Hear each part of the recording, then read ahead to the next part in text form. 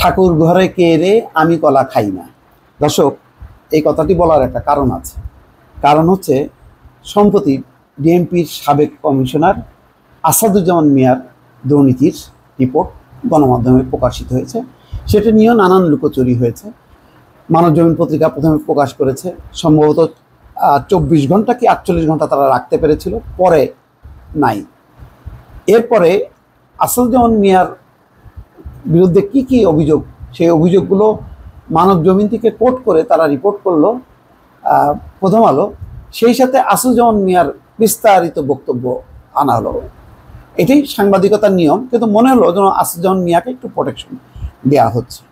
তো আসাদুজ্জামান মিয়ার দুর্নীতির ব্যাপারে কেউ কেউ বলেন যে তিনিও নাকি বেনজিরের তুলনায় কোনো অংশে কম না। যাই হোক, সেই কথাটা আমরা বলতে পারি সাধারণভাবে, কিন্তু দুর্নীতি দমন কমিশন হচ্ছে আসল, যারা সত্যিকার অর্থে তদন্ত করে কতটুক দুর্নীতি আর কতটুকু দুর্নীতিটা না সেটা তারাই বলবে। কিন্তু ওবায়দুল কাদের কি বলছেন, অবাক হলাম ওনার বক্তব্য দেখে। তিনি বলছেন আসাদুজ্জামান মিয়ার বিরুদ্ধে তেমন অভিযোগ আসেনি, তবে দুর্নীতি হলে তদন্ত হবে। কি হলো, তেমন অভিযোগ আসেনি? আমি তো যখন কি পড়া শুরু করলাম যে দুর্নীতির চিত্রগুলো মানবজমিন এবং প্রথম আলোতে, আমি তো শেষ করতে পারছিলাম না। শুধু একটা কথা চিন্তা করেন, আসাদুজ্জামান মিয়া কি ব্যবসায়ী? আসাদুজ্জামান মিয়া কি বেসরকারি কোনো চাকরিজীবী বা অন্য কোনো পেশায় আছেন, যে পেশায় লক্ষ লক্ষ টাকা বেতন পেতে পারেন বা লক্ষ লক্ষ টাকা কোনো পুঁজি খাটিয়ে তিনি উপার্জন করতে পারেন? তা তো না। তিনি একজন সরকারি চাকরিজীবী, গায়ে পুলিশের পোশাক।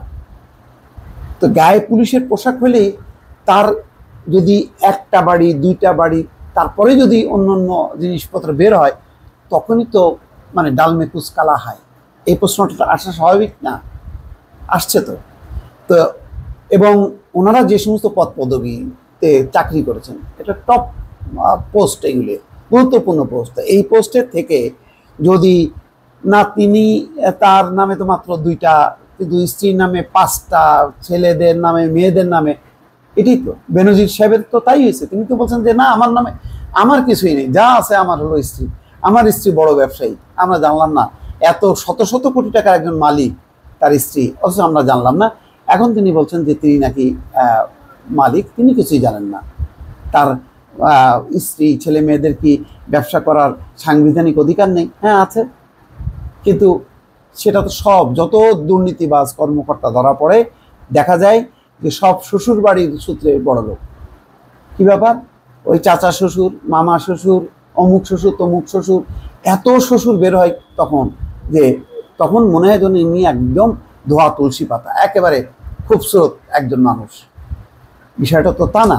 তো যাই হোক, এখন যেহেতু আসাদুজ্জামান মিয়ার বিষয়টি এসছে এবং দুর্নীতি দমন কমিশনের যে আইনজীবী, তিনি বলছেন যে ঈদের পর তার অনুসন্ধানের ব্যাপারে সিদ্ধান্ত হবে। এই পর্যায়ে কথা না বলা যেতে পারে, যদি কোনো সাংবাদিক প্রশ্ন করে যে আসাদুজ্জামান মিয়ার বিরুদ্ধে তো অভিযোগ আসছে, তিনি বলতে পারেন যে আমিও পড়েছি, তো বিষয়টি দুর্নীতি দমন কমিশনের বিষয়, তারা বিষয়টা দেখবে, তারা যাতে স্বাধীনভাবে দেখে সেই ব্যাপারে সরকারের নির্দেশনা আছে, শেষ সেখানেই। কিন্তু আসাদুজ্জামান মিয়ার বিরুদ্ধে তেমন অভিযোগ আসেনি। যখন আওয়ামী লীগের সাধারণ সম্পাদক এভাবে বলে ফেলেন, তখন তো যারা তদন্ত নেবেন, তখন তো তারা তো একটু ভয় পাবেন। বাবা, আওয়ামী লীগের সাধারণ সম্পাদক এই কথা বলছেন, তিনি মনে করেন না যে তেমন কোনো অভিযোগ নেই, তাহলে এইটা আমরা একটু ডালমে কুচ কালা হয়, আমরা একটু ধীরে সুস্থে দেখি, বেশি আগ বাড়ায় দেখানোর দরকার নেই, তাহলে স্লো হয়ে যায়। তো মন্ত্রীর কাজ হবে যে একেবারে এমন যে তার একটা মুখ দিয়ে, শব্দ দিয়ে, বডি ল্যাঙ্গুয়েজ দিয়ে যাতে এমন একটা অবস্থা তৈরি করবে যারা দুর্নীতিপ্রবণ বা দুর্নীতিগ্রস্ত তারা যাতে তটস্থ থাকে। তো উনি যদি নমনম করেন তাহলে তো মুশকিল হয়ে যাবে, তাহলে এদের বিরুদ্ধে কি তদন্ত হবে? আমি এই প্রসঙ্গেই বলছি, এই জন্যই বললাম যে ঠাকুর ঘরে কে রে আমি কলা খাই না, এরকম একটা বিষয় কিন্তু এখানে চলে আসলো। দর্শক, যাক, এখন উনি কি বলছেন একটু শুনি। যতই প্রভাবশালী হোক, দুর্নীতি করলে কারো ছাড় নেই বলে মন্তব্য করেছেন আওয়ামী লীগের সাধারণ সম্পাদক ওবায়দুল কাদের। এই বক্তব্যের সাথে আমি একমত। দর্শক, তিনি বলেন ডিএমপির সাবেক কমিশনার আসাদুজ্জামান মিয়ার বিরুদ্ধে দুর্নীতির তেমন অভিযোগ আসেনি। না, এটা আমি একমত হলাম না। প্রথমটা একমত হলাম, দ্বিতীয়টায় কিন্তু একমত হলাম না। তবে এই যে তবে বলে একটা কথা, এটাও কিন্তু দুর্বল করে দিল। তবে দুর্নীতি হলে তদন্ত হবে, বিচার হবে না, এটা কিন্তু টোনটাকে দুর্বল করে দিল। ধানমন্ডিতে আওয়ামী লীগের রাজনীতিক শেখ হাসিনা রাজনীতিক কার্যালয়ে এক সমসাময়িক বিষয় নিয়ে তিনি এই বক্তব্য দিচ্ছেন। মন্ত্রী বলছেন, সরকার অন্ধকারে ঢিল ছুটতে চায় না। আসাদুজ্জামান মিয়ার বিরুদ্ধে দুর্নীতির তেমন অভিযোগ আসেনি, তবে দুর্নীতি হলে তদন্ত হবে, বিচার হবে, বিচার বিভাগ স্বাধীন, দুদকও স্বাধীন, যে যত প্রভাবশালী হোক তার বিরুদ্ধে দুর্নীতির তদন্ত করা হবে, তদন্ত শেষে মামলা করা যাবে, মানে বিচারের আওতায় আসবে। এই কথাগুলো যখন বলেন তিনি, মনে হয় এটা গদ বাঁধা একটা বলার দরকার, তাই বলে, মানে ওই ফোর্সটা থাকে না যখন কি তেমন অভিযোগ আসে নাই, না এটা বলা উচিত না। আমরা তো কিছুই জানি না, কিন্তু আমরা তো বুঝি যে ওনাদের বডি ল্যাঙ্গুয়েজ, ওনারা যখন কি পেশার বাইরে যখন কি অনেক বেশি দল দল সাজেন, দলের নেতারা সাজেন, নেতার মতন করে বক্তৃতা দেন, তখন বোঝা যায় এইসব কথার আড়ালে কিন্তু অন্য ঘটনা আছে। অর্থাৎ তারা তাদের কর্মকাণ্ডগুলোকে জায়েজ করার জন্য রাজনীতিকে একটা প্রোটেকশন হিসেবে নেয়। সুতরাং অন্য যে কারোর তুলনায় তাদের ব্যাপারে আরও বেশি প্রশাস হওয়া দরকার, আরও বেশি তদন্তের ব্যাপারে সচেতন, সক্রিয় হওয়া উচিত। ওবায়দুল কাদের বলেন, আসাদুজ্জামান মিয়ার বিরুদ্ধে দুদক তদন্ত করেনি, তার ব্যাপারে কি করে জানাবো? ঠিক আছে, সরকারের নজরে আসার আগে সরকার কিভাবে ব্যবস্থা নেবে, যখনই কোনো দুর্নীতির অভিযোগ নজরে এসেছে ব্যবস্থা নিয়েছে।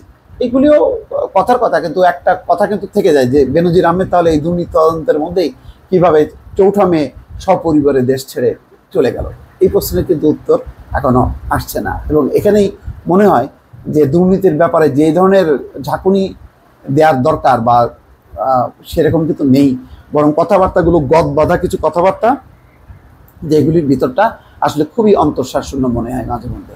দর্শক ভালো থাকবেন, আল্লাহ হাফেজ।